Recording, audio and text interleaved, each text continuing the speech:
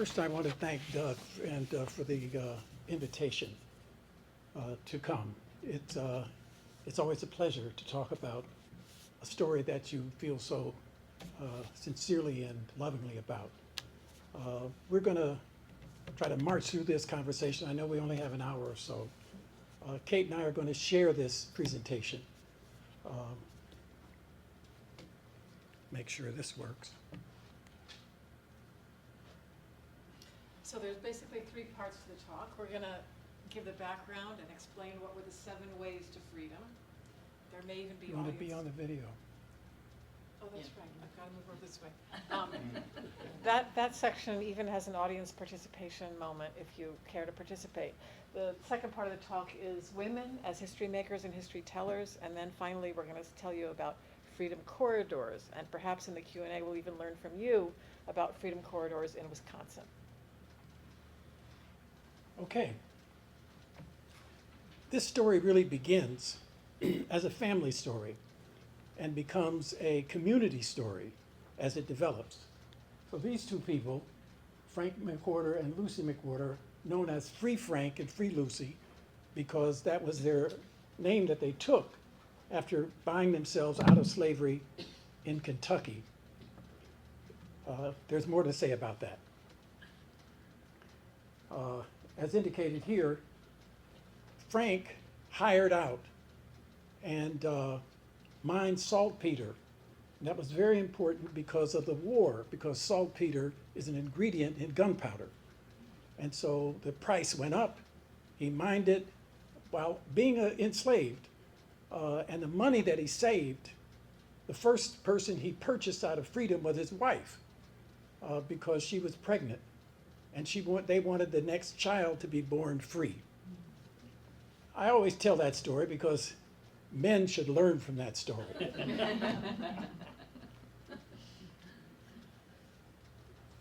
It became a family story because children left town and came back.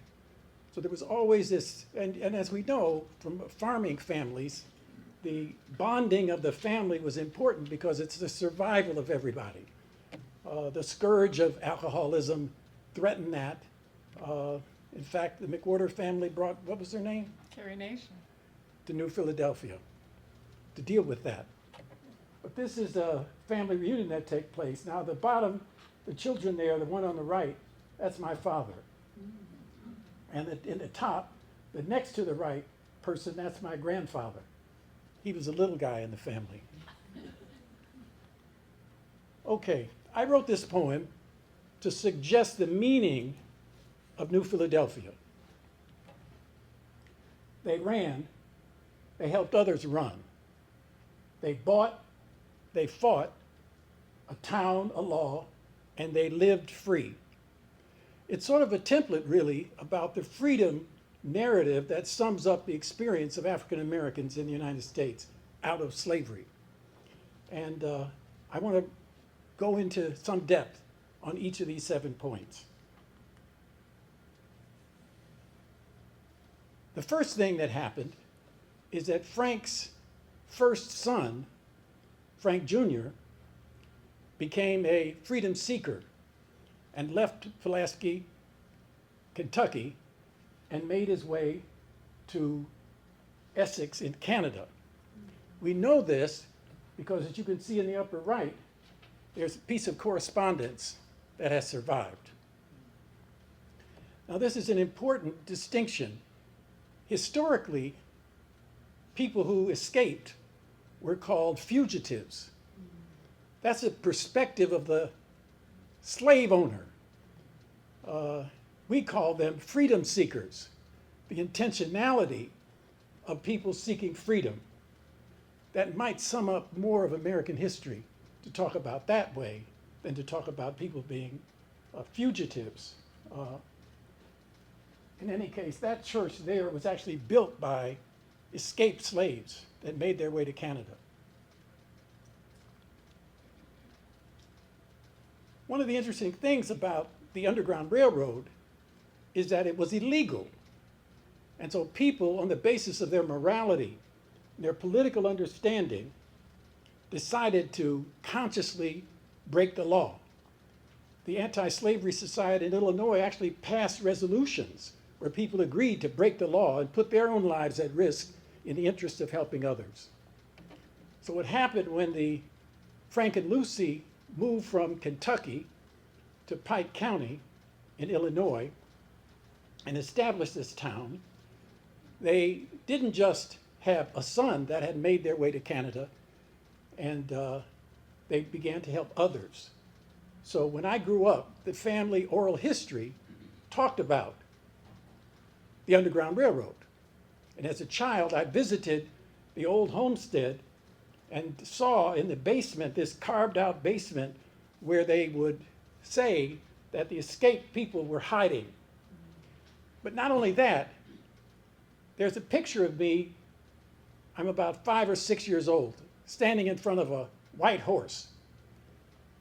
The New Philadelphia Association had a board member who was part of a family that went back in that era. He knew the name of the horse in the picture. That's the connection. It was really amazing. But they helped people. So they not only ran, they helped others run.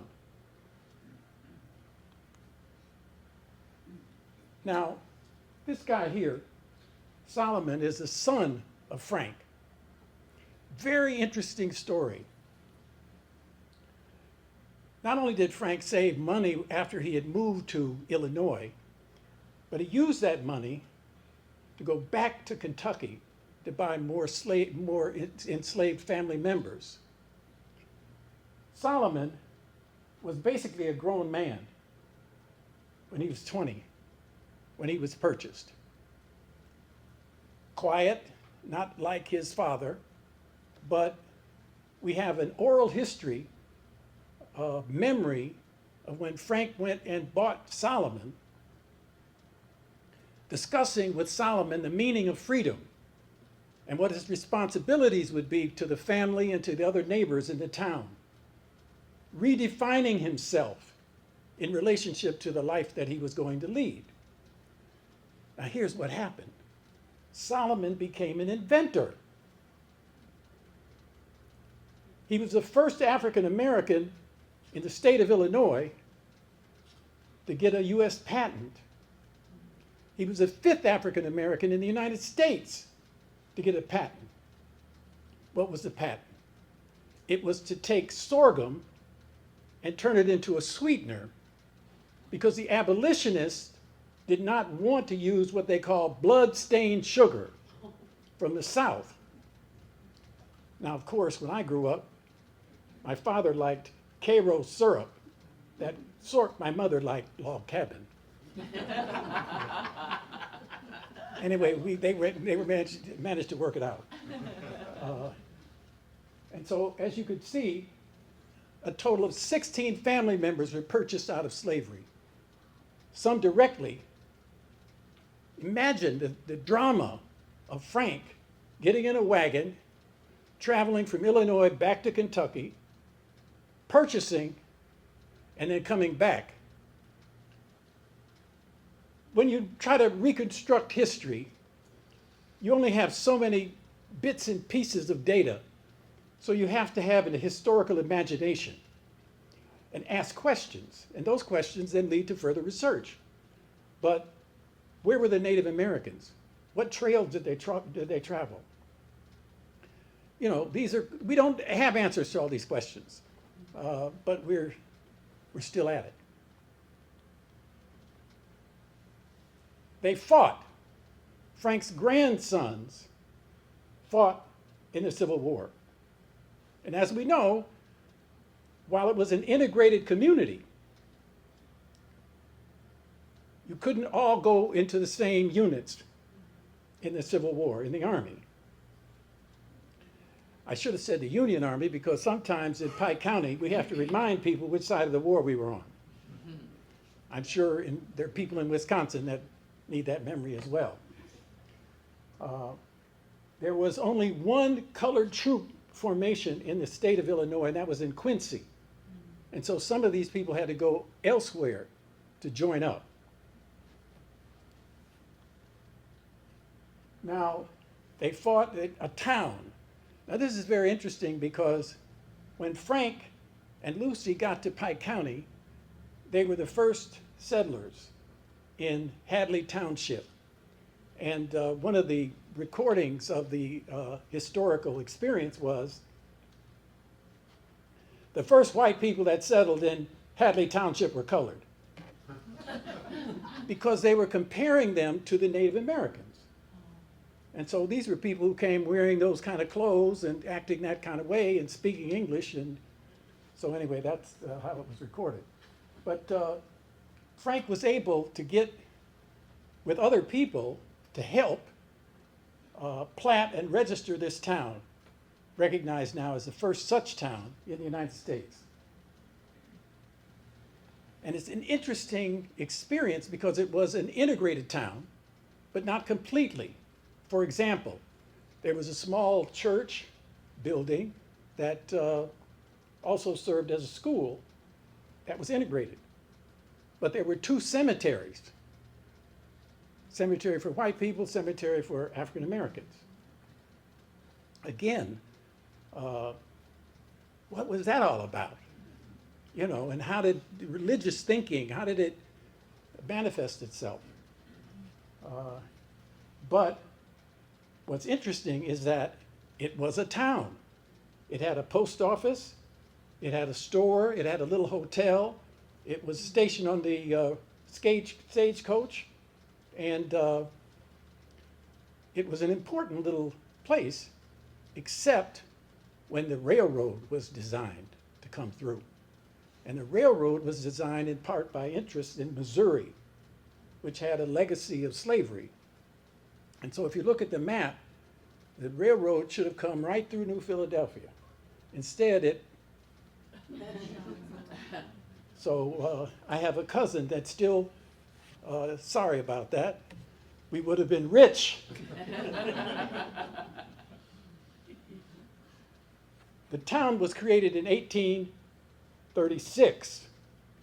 1837, Frank got a law passed by the state legislature in Illinois when it was in Vandalia, Illinois, now in Springfield.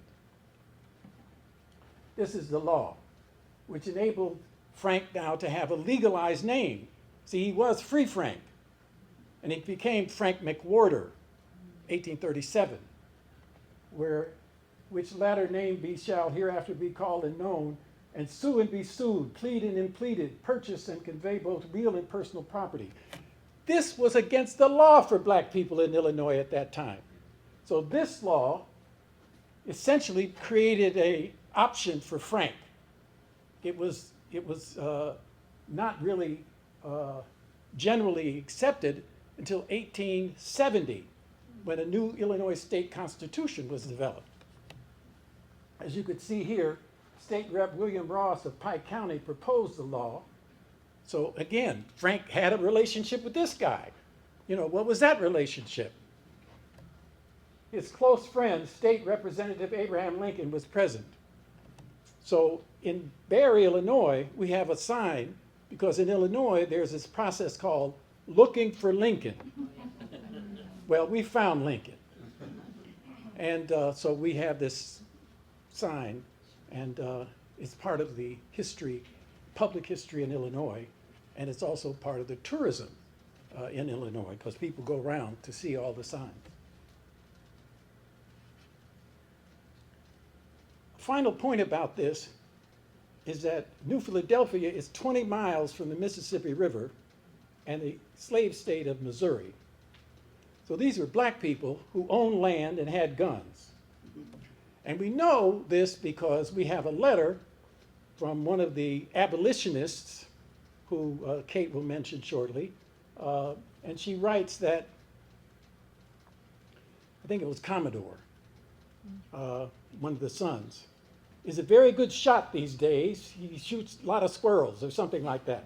So I don't know what the coded message was, but they had guns and were part of the Underground Railroad. Now, one of the interesting things is that a lot of history remains hidden. And that's something we always have to tell students, that don't think that history has finally been written. There are a lot of silences, and all those silences are really a challenge for the next generation and the next generation and so on. But we were able to get some recognition, although one of the things that somebody always says is that these people in New Philadelphia were just people leading their lives. I mean, Frank just loved his wife and cared for his family and cared for his children and cared for his grandchildren. And that's how history is made, which really takes it away from the idea that history is really important people, you know, those big people, those special people. No, history is us, you know, and some recognition is important. And here's how it went. Frank's gravesite, 1988. There were only two other grave sites in Illinois that were recognized. One is Abraham Lincoln and the other is Stephen Douglas.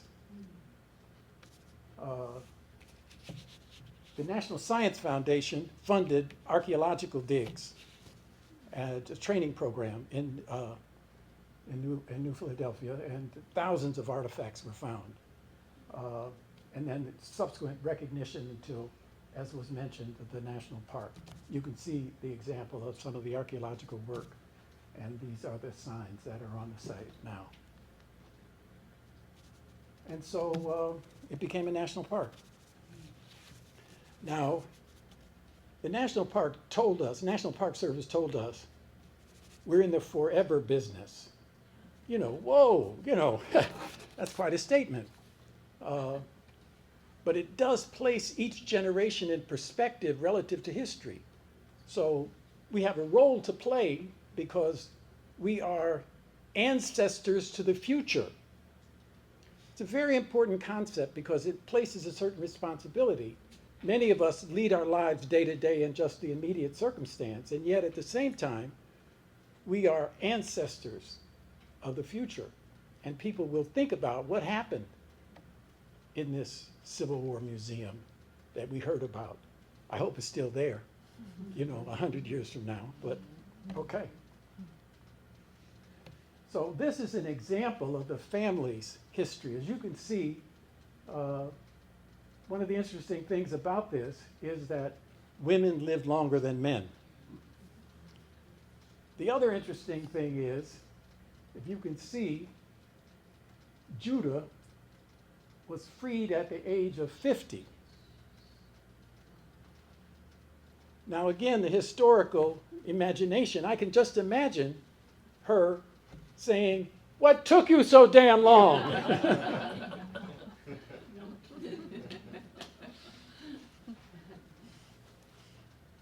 So because these women lived so long, and perhaps for some other reasons we don't even know yet, I'm going to shift into talking about some of these women. First of all, to go back to the matriarch of the family, Lucy. This is the only picture that we know of, that we have of her, and it's been studied in many different ways, which we'll see in the next slide. So one of those ways of doing history was to sew a dress. So a local historian in Springfield, just up the road, who's very involved in African American history, and in fact researching the Walker family, which is her family, which married into the McWorter family, got inspired to use her skills and sew the dress that shows up in this picture. So she studied the dress and she studied garments of that time and put together this dress, which actually was the subject of a short video, which is on the website, the New Philadelphia Illinois website, reproducing Lucy's clothing. And it was included in an exhibit called Fashioning Illinois in Springfield. And what was interesting about the dress is it was the only dress that showed working women's clothing. The other dresses that had been passed down were silks and this and that. But when we went to the exhibit, we were told that most women back in the day only had one dress. So those silk dress wearing women were really the exception. And Lucy's dress was much more representative of what women in the Midwest were really wearing then. So we were really pleased that she could be in that exhibit and represent something real. Of course, we know how important clothing was and how laborious it was to make clothing then. And that's a full-blown picture of her dress next to her own image. Would that have been a cotton? I think it was made out of, I think she made it out of linen, Oh, linen, okay. but we'd have to go to the video to find out, because I can't answer that for sure right now, but, yeah. The next woman to talk about was one of her daughters, Sarah. This is Sarah wearing what was probably her only dress, and Sarah is buried there in the New Philadelphia Cemetery. And what's remarkable here and shown in these three documents is that soon after Frank died, the same year that Frank, her father, died, he had left money in his will to buy several more grandchildren. And these are the documents that indicate that she bought these three grandchildren. She went back to Kentucky this time to buy these three grandchildren in the space of 2 or 3 days from different people. And from what we know, she was not literate, but she knew how to effect this transaction and make her way safely and back in 1854. So a really remarkable woman, and you can kind of tell that from her expression. I mean, gosh. Don't mess with me, she says. Exactly, exactly. And you might see that expression in some of these other women as we move towards today. So this was an European-American family that lived in New Philadelphia, and the Eckelbergers, and they operated they had a wagon much like this one, which was actually, this wagon is in a collection in South Carolina, which is really remarkable that a wagon like this would be preserved in South Carolina. It was a 2-level wagon for hiding people under whatever else you were moving around. And so that was the couple that affected all this help to freedom seekers. And then in the school picture here, the red and yellow are their grandchildren. The yellow is the woman who told a story, which I'm going to tell to you, and the green is Gerald's father.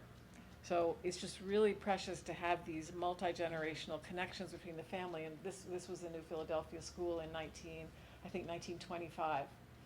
But the story, one of the stories that this little girl circled in yellow at the bottom right tells is that when the slave catchers would come by, they would throw a chicken out. They would wring the neck of a chicken, throw it out in the yard, and chickens would, run around. I've never seen this, but I've heard that they run around when that happens. And the dog would start barking, and it would be all craziness, and the man catchers would move on. Meanwhile, that would be a signal to the freedom seekers to go hide in the tall grass behind the farm. And so that was one of the many ways that they helped between the wagon and this kind of, they had a warning system.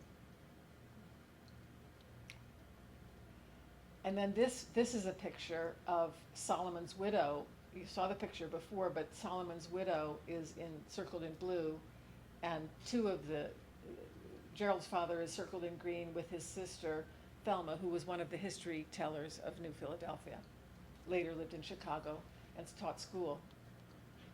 But just to go back to Jane and Solomon, this woman on the right, the older woman on the right, they farmed next to the McWorters, and they were likewise abolitionists. And we know this because she says in a letter to her descendants who lived in who became missionaries in Hawaii, your cousin Solomon, she's calling him a cousin, your cousin Solomon is very busy making molasses from Chinese sugarcane, that's what they called sorghum back then, which he raised on 13 acres of his land. He makes about a barrel a day, which fetches $16. It's excellent if made good.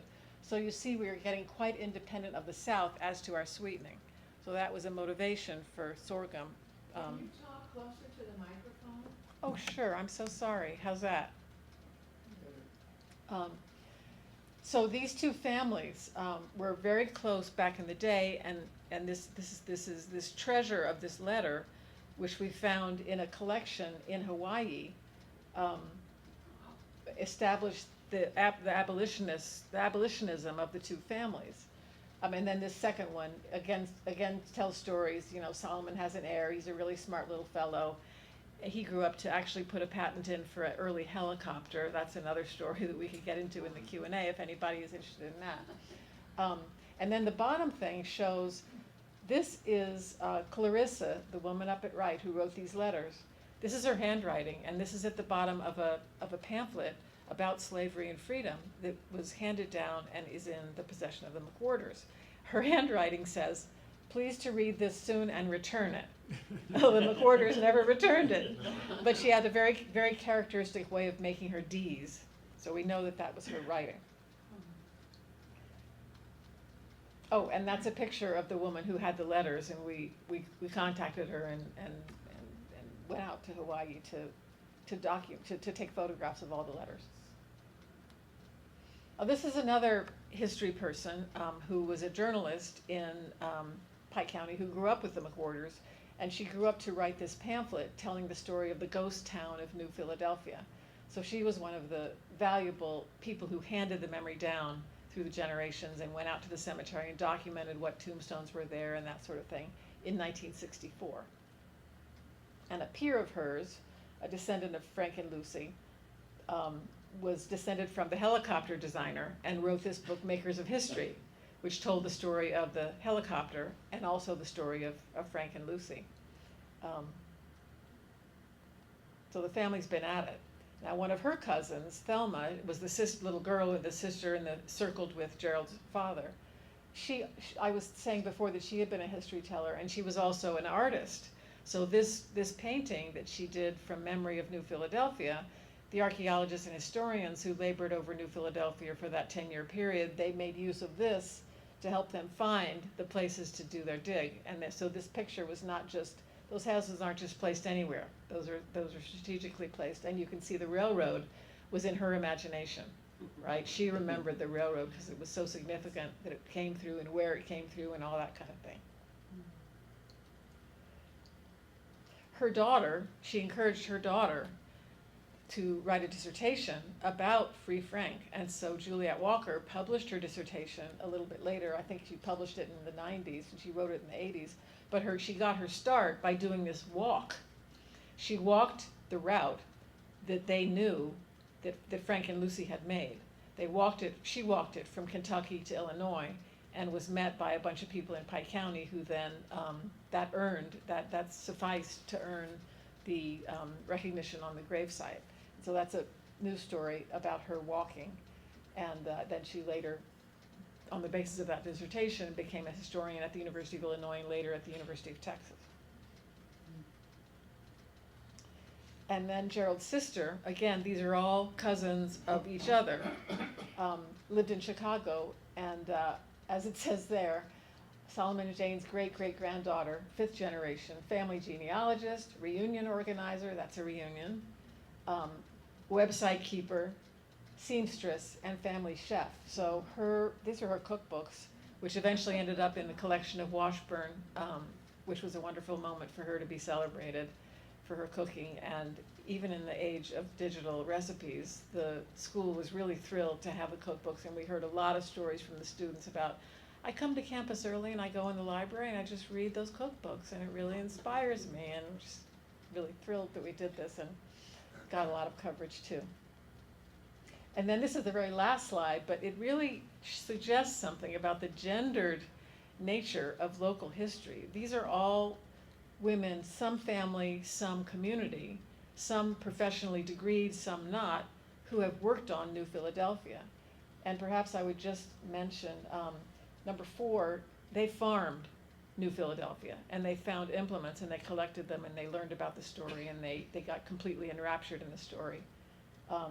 Number 2, she got completely enthralled in keeping the cemetery and has contributed that over the year. And then at bottom, number 3, Shirley, she sculpted the bust of Frank that you've been seeing, the bronze bust that we've been showing you, because that's the only representation we have of Frank, and she constructed it by, as she put it, looking and even feeling the faces of descendants and adding and subtracting until she thought she had it right. So all these people have told history and kept history in a variety of ways, and we're really indebted to all of them. And the value of the non-degreed historians cannot be overestimated, because there's so many. It's like picking up rice off the floor. You've got to pick up every grain that you see and make of it what you can. So now Gerald's going to go back to maybe one of the beginnings and recap.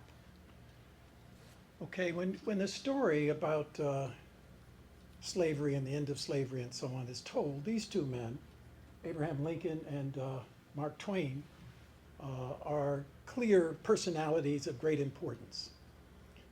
We think of Lincoln not so much as Kentucky, but as Illinois and as Springfield. And that's where Illinois, the Lincoln home is a national park and a great tourist attraction. So Abraham Lincoln.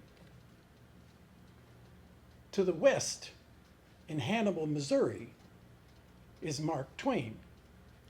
And the great struggle that he represents against not only enslavement, but even the way in which the Belgians, King Leopold, controlled the Congo as his personal possession. Mark Twain wrote about that. So there's a highway 72 that links Springfield to Hannibal. But right in the middle of that is African American agency, a story that isn't often told. The Underground Railroad is often told about the people who were helping the escapees, the freedom seekers, a house that had a secret room, families that had records. Freedom seekers didn't often have records. You know, I went to Quincy, and we were looking for Dr. Eel's house. Dr. Eels was a great abolitionist and a supporter of the Underground Railroad. And we saw an African-American couple walking down the street and said, do you know where Eel's house is? They didn't know, never heard of it. So when we got to, found it, got to Eel's house, people were asking, well, why is it that African Americans are not interested in sort of restoring these homes? Eel's house, they dug down the wallpaper and found the original wallpaper that came from England. They found the company that made the wallpaper still in existence, bought some of the wallpaper to rehab the house. So when people said to me, well, why is it that black people don't? I said, because many black people are still running. Think about that. It's sort of like African art. When an African goes to a museum and sees African art, decontextualized from its cultural meaning, it's like viewing people in a prison. It has no meaning unless you put it in context. It's a religious object. It has to do with farming and harvest, etc. So from some eyes, it looks like art. To other eyes, it looks like something terrible because it's not in its context. So think about that. Black people are still running in this country. And that's the meaning of Frank. Freedom. That's a story we're trying to tell about New Philadelphia, the narrative of freedom. It's so fundamental and essential. But it's sort of like what Langston Hughes said about America great again. What did Langston Hughes say? Let America be the land it has to be, and yet never has been, but can be. In other words, the whole country is still about the freedom struggle. Women, the right to vote, when was that? 1919. That wasn't the Declaration of Independence. That was 1919. We're still on the road to freedom. It's still the promise that unites us all. So we decided to organize a little conference. And so we had a conference because we called this 72 the Freedom Corridor from Abraham Lincoln through New Philadelphia to Hannibal. And so that's how we put that. That was the cover of the program. But we only had 7 sites that we had identified, 7 cities. There were multiple sites in Jacksonville and so on, but 7 cities. But then the more we looked at it, the shape of Illinois isn't east to west. The shape of Illinois is south to north. What is the Freedom Corridor? What is the road of the freedom seekers? So, being a researcher and a library person, Kate grabbed up a bunch of books and found 429 places in Illinois that are recorded as sites of the Underground Railroad. Now it's interesting because if you go to Ohio, they have an identity connected to the Underground Railroad. Illinois doesn't. But look at this.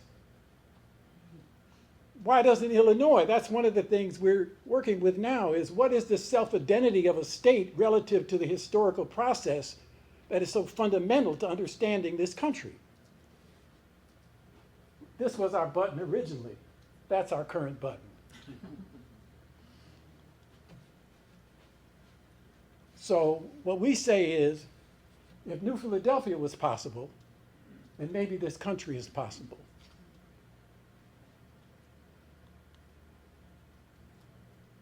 This is a stamp sheet that was developed on the Underground Railroad. When was that?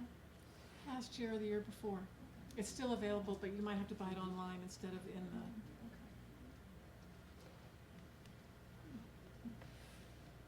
Now this is the interesting thing. There are underground railroads now all over the world. People escaping conditions, trying to find a way to freedom.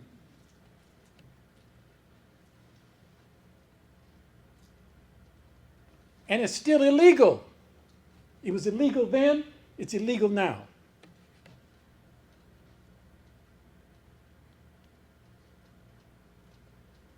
History is our greatest teacher. Not the history we might like to hear, but the history to the extent it's possible for us to understand what it was. Knowledge of self is essential. You know, when we talk to young people around New Philadelphia and so on, like a lot of young people in small rural towns, you know, their basic idea is, I want to get the hell out of here. And yet we try to tell them, if you really understand where you're from and your family, it's way more interesting than television. You got cops and robbers, you got whatever it is you're interested in watching on TV, it's right there. You can find it. Knowledge is often hidden in plain view. Now I see a lot of people in my generation sitting here. I'm 82 years old. Okay. We're the ones hidden in plain view. We're the historians. We're the bearers of history. We got to find ways to talk to these young people because what they watch on TV is crap. You know, and we need to figure out a way to tell the story of our individual journeys through life, our family's journey through life, our community's journey through life. Universal knowledge is only possible by examining particular cases. This is such an important and fundamental point. There is no universal without the reality of the particulars. Love is a universal concept. What is your relationship with other people? That's where love hits the ground. That's where the rubber hits the road. It's our particularity that serves the universal knowledge that we all seek. And that's the whole point. You all are historians. Not just the academics. That's one of the things we had to help these young people that were doing the archaeological dig. For example, they went to the county courthouse and they say they discovered something. And we had to help them understand, no. Every county courthouse has been managed in this country and people have been taking care of these records. You didn't discover it like it was only you. You were just getting a handoff. That's really the wonderful thing about record keeping. For example, I think Ancestry.com is great. But I'm also a little bit suspicious of commodification of our knowledge. We don't have to buy the words we learn when we grow up because those words are essential for us as human beings to be able to relate to each other. So should the history of this country be available to everybody because that's how we become human beings and understand the world we live in. I also like his expression. So thank you so much for listening, and I hope we have time for some questions.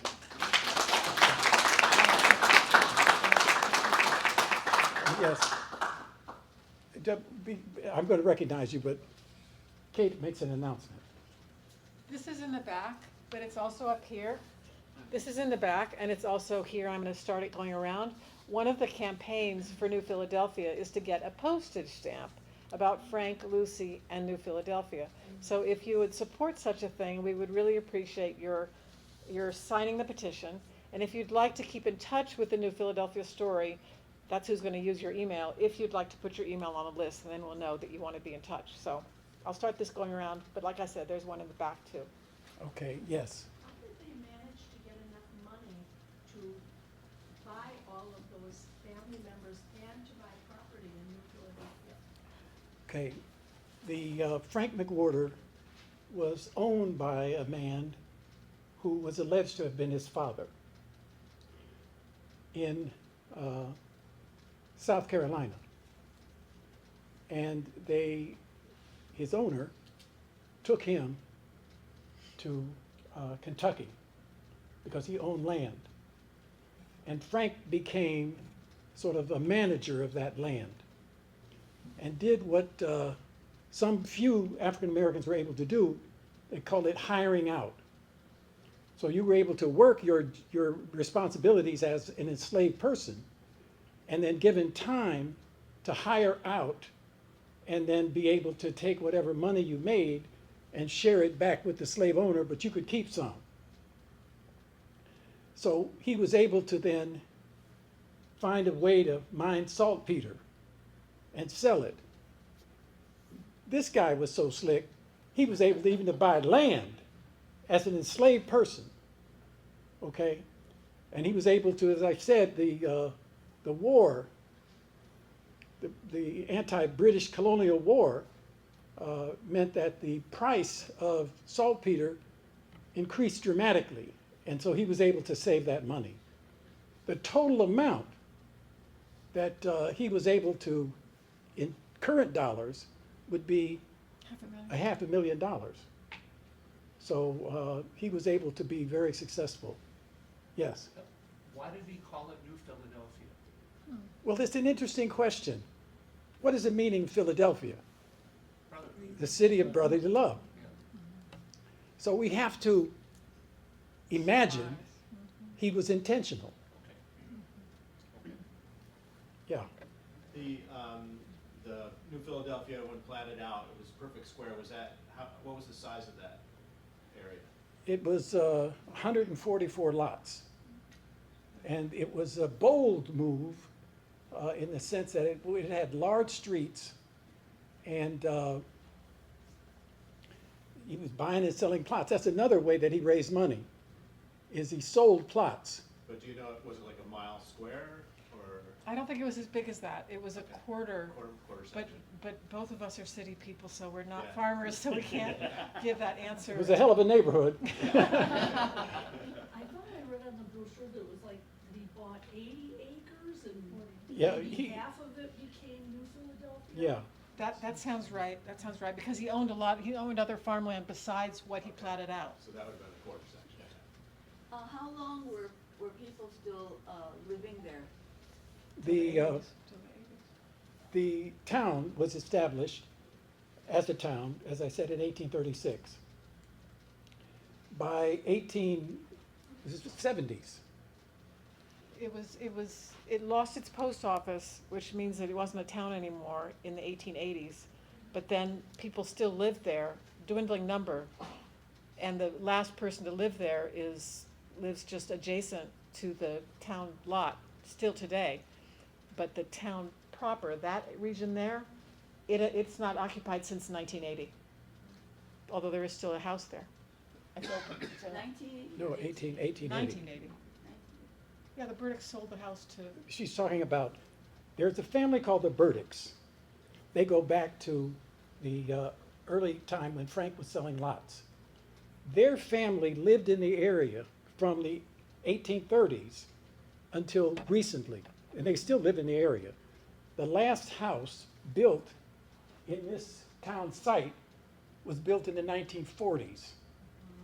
And there are still people who grew up there, who live in the area, And one of the young women, she's not that young now, but she babysit for those boys.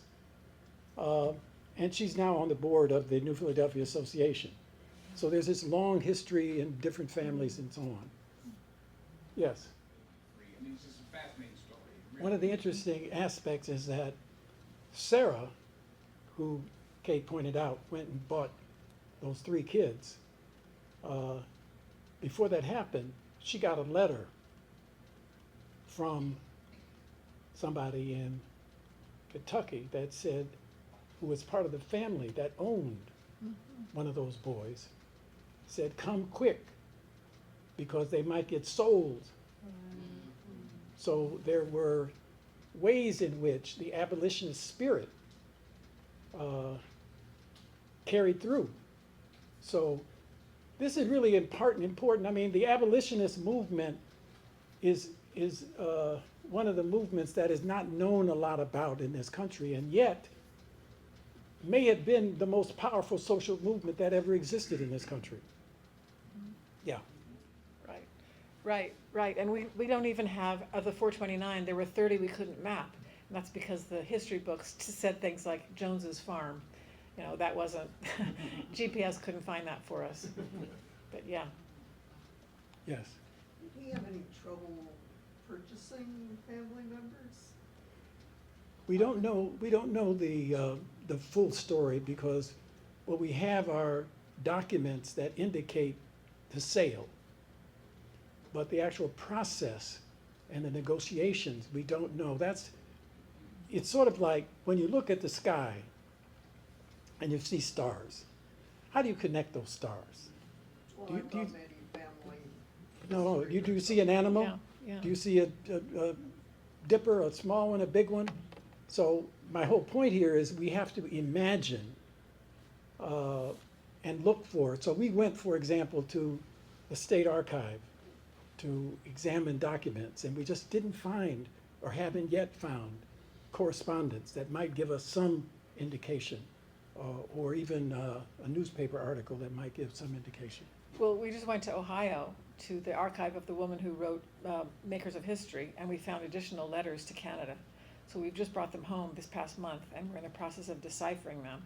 So there is going to be more that we find. And in Juliet's book, she actually tells how when they were first going to Illinois with the 3 youngest children, and Frank Jr., they communicated with Frank Jr., who was in Canada, and said, come back, I will buy you so that you can help us get to Illinois. Because you're not safe in this country unless you have paper. So he paid a high price for Frank Jr. from the people who had formerly owned him, because they were annoyed that he had fled. So some of the clues you get are in the price that people paid for their freedom. Yeah. But one of the interesting things about this is we always knew this history, because Thelma, Juliet's mother, anytime the family gathered, we would be told the story. And of course, as young people, we didn't want to hear that story. We didn't go people, And I often think of myself as I'm the acorn that rolled away from the tree. But we had a family reunion, and I had become one of the oldest members, and therefore I was yanked back to the tree. But so that's one thing. New Philadelphia was always remembered in Pike County. And it was in historical records. The history of Pike County had a little section on New Philadelphia and Frank McWorter. So it was always remembered. But the details we're still discovering. Like, for example, when Kate mentioned Hawaii, when we found out that the Shipmans were important, then suddenly the Shipman family was revealed to us as being an important family. I mean, there are places in New England and so on named after the Shipmans. This is a family with money. They had gone to Hawaii as missionaries and then had invested and became big landowners. So Kate gets on the phone and calls up this woman in Hawaii, and she says, ask her about the letters, etc. And she says, "Oh, they're in my attic." But so of course, somebody's got to do it. We went to Hawaii, and we have our cell phones and a little stand, and we were able to document all these letters. And so that's a source, but it's a rare source, and because a lot of people don't keep letters, and that's one of the great tragedies of the current age we're living in. People are using all this social media, but they're not a collection of letters where you can read more than once. You can go back. We all still, as I can see all these gray hairs, we grew up in the era of letters. And, we don't understand this current disappearance of the record of our lives. It's a serious thing to think about. Was he already using McWorter at that point? No, that's when it became, Frank McWorter instead. but the interesting thing about that is, when you see the name McWorter, it normally has an H in it, McWhorter.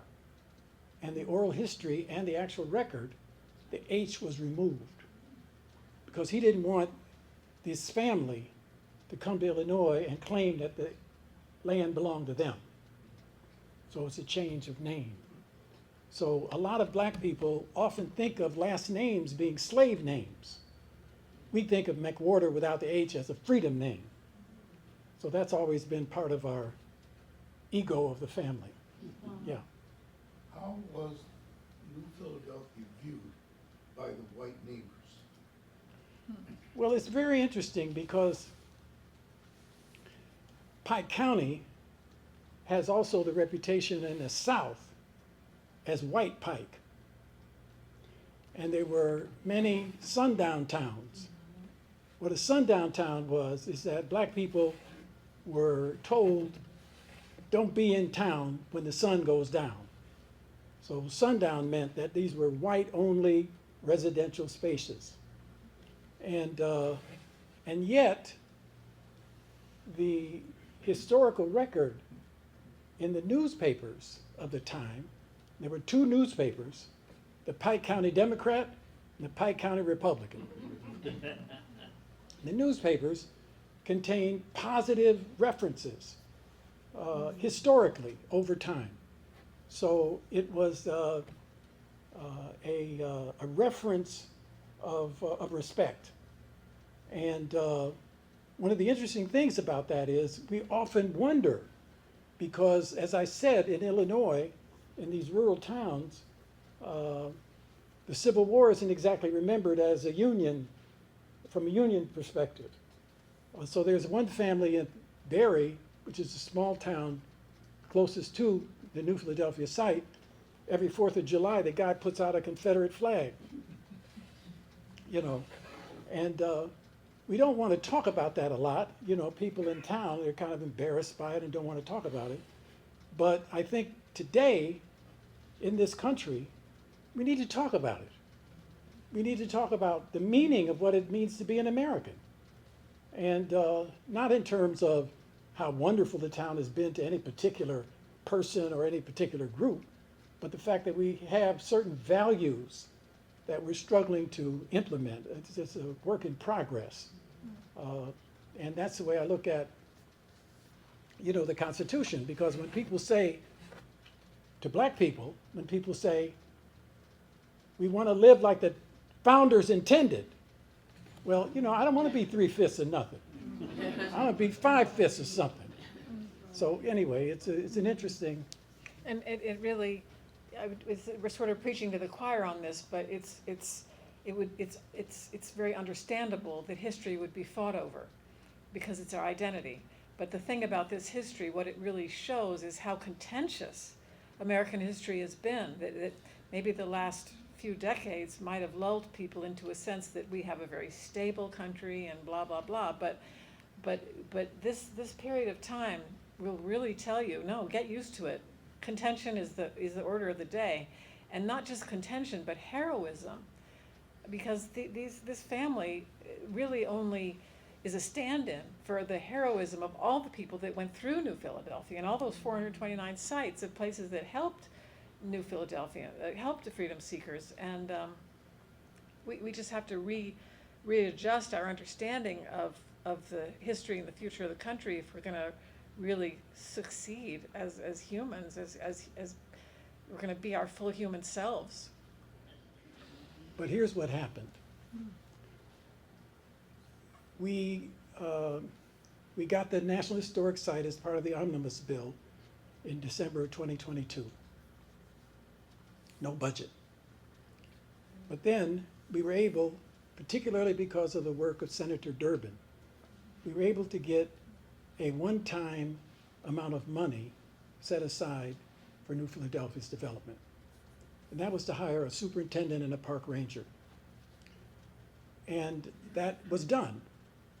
But then a new site was created in Springfield called the 1908 Race Riot site. It was really a pogrom, it was really a massacre, but they call it a race riot. And the park ranger and the superintendent we thought was 100% for New Philadelphia, now became 50% for the race riot and 50% for New Philadelphia. Then Doge attacks the National Park Service and they start cutting budgets, staff. So we lose the superintendent and the lead park ranger for the Lincoln Homes site. And so they've downgraded Lincoln Homes site. And so now, the person that was hired for New Philadelphia, that was shared with the race riot site, is now also shared with Lincoln Homes. So the same superintendent now has 3 sites. And oh, by the way, he lives in Missouri. So we've got a situation. Now the New Philadelphia Association had a choice to make. Was it going to become a friends group? That's an official category of belonging essentially to volunteers that assist the National Park Service, and you're under their regulations. We remain independent. So the current crisis in New Philadelphia Association, by virtue of the National Park Service's issues, do not directly impact the New Philadelphia Association. So we're able now to raise money, and we're still raising the money to finish buying the land. We've bought some of the land and have given that to the National Park Service, but the entire land site has not been yet owned. And so we're now currently trying to raise $1 million to finish that process. But we also, for example, are planning to have a life-size sculpture developed. And that, again, is going to be a political process to get the National Park Service to go along and agree with that. But the bust that you see that we've shown, the sculptress, Shirley McWorter Moss, is doing it. And she's done many big public installations, so her quality as a professional sculptress is well established. That lady. Shirley. Number 3. Yeah, her. And she's a stickler for historical accuracy. I'm a little bit loosey-goosey on some of this. But she actually has had Kate trying to figure out what kind of clothes Frank wore. You want to say something about that? Well, it got down to, I need to know what the back of these pants look like on a male. And all my children are kind of buff, and I know they weren't buff back in the day, so I'm having trouble with the back of I'm having trouble with the butt of Frank. Because we got hold of pictures of reenactors, but they don't take pictures of reenactors' butts, so we were really struggling with it. But Just have them lean up against a tree. Well, the other aspect is that she wants to have the scene be about the surveying. So we actually went to Salem because they have Lincoln surveying equipment. And so we took pictures of all of that so that because, and then, you know, what did it exactly look like?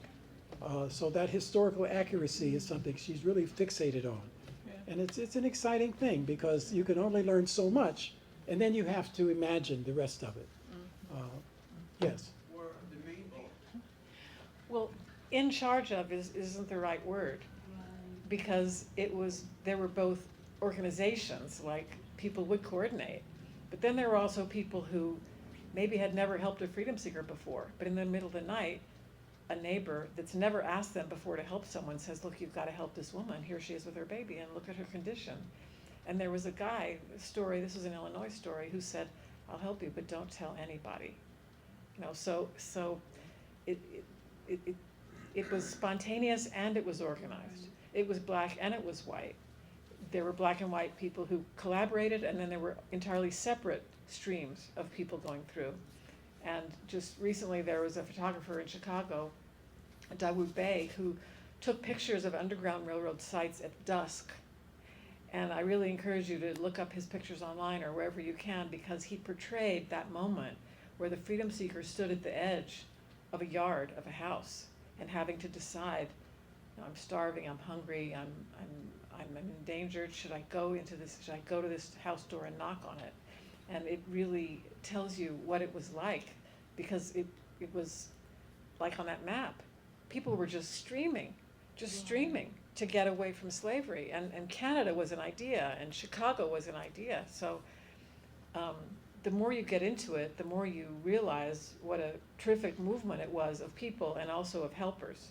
And I encourage you all to look online for stories, because now through Project Gutenberg and other ways, you can read the actual books that were written by people who told the stories of what they did on the Underground Railroad when they were writing their stories in the 1870s and 1880s. And so you can really understand the texture of the time. I mean, one guy who called himself the president of the Underground Railroad in Indiana, we read about him. I think he even told this story. I got as far as Springfield and the mosquitoes were so bad I had to turn back. And we always liked that story because the McWorters got past those mosquitoes and they got to New Philadelphia. Well, one of the interesting things about your question, it points to this notion of the Underground Railroad, which suggests a railroad, an actual railroad. And then in Illinois, the state legislature voted to create a task force on the Underground Railroad. And Larry McElham and I wrote the report of this task force to create a commission, because many states actually have commissions that deal with the Underground Railroad. They called it the Freedom, it's still in process, the Freedom Trails Commission. Well, we were not happy with that title, because if you look at the map we handed out, what kind of trail is that? Yeah, it's all over the place. And when I think about black people who were like part of the Underground Railroad, people were going every which way. And frankly, if I was part of the Underground Railroad and I was approaching a town, I'd be looking for some more black people, because you take a risk. Well, I'd put my money on that, but there were organized anti-slavery societies. There were coordination, but that is only part of the story. The other part of the story is look at the map. Now, the map tells you that closer to the Mississippi River is where you get a lot of, so the rivers become partly the story. But that maybe we haven't done as much research on the eastern part of the state. So we're still finding out. There's also a struggle over what constitutes a site. What proof do you have? Well, there's a lot of oral history. And what we argued is we have to record everything. You maybe say that we don't have any documents, it's oral history. That's fine. But that then leads to more research. Because every time we have an event in Pike County, somebody brings a document. The last time a woman brought a ledger, her people owned a store. And in this ledger, she was pointing out the McWorters came and bought this, that, and the other. So there are many people that have family records that haven't, because the family is not valuing itself as part of history and are not bringing those documents out. And we really need to have that. I mean, how do you write a history of a place if the people aren't contributing family histories and family recordings and church histories and so on? One of the first meetings we went to, a woman came and said, "Come here," and brought us to the First Baptist Church and showed a record of how when the Free Will Baptists had a meeting, they selected 2 people to represent the church in the meeting, and one of those people was Free Frank McWorter. And so we were wondering, what is that all about? Well, the Free Will Baptists were anti-slavery. Was there something else going on in this meeting? See, that's something that we're now trying to find out. But that would be a very important discovery. Now, there's something called the National Negro Convention movement. Black people would gather to talk about how to end slavery and what was going to be the future of the black experience. And there were 3 such meetings in the state of Illinois.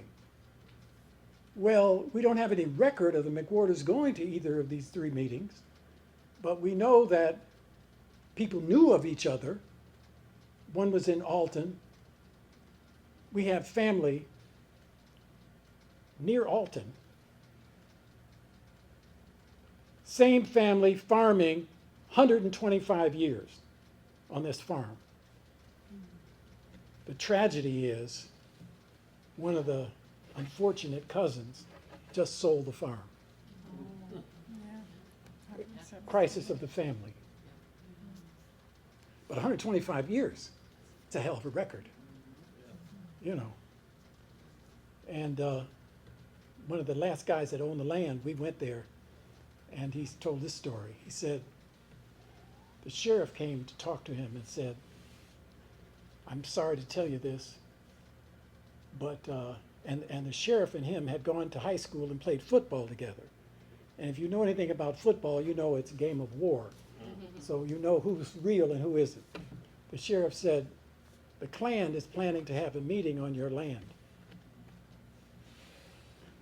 And he said, "Don't worry about it, I'll take care of it."